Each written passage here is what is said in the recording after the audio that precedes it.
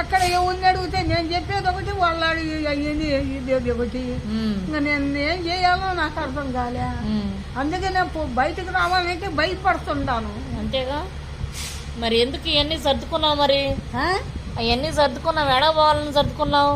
ఏం సర్దుకున్నావు? గుడ్డలు ఈడ ఉంటే వాళ్ళ ఇంటికాడ పండుకున్నాం కదా, గుడ్డలు ఆడుంటే. ఎవరింటికాడ పండుకున్నావు?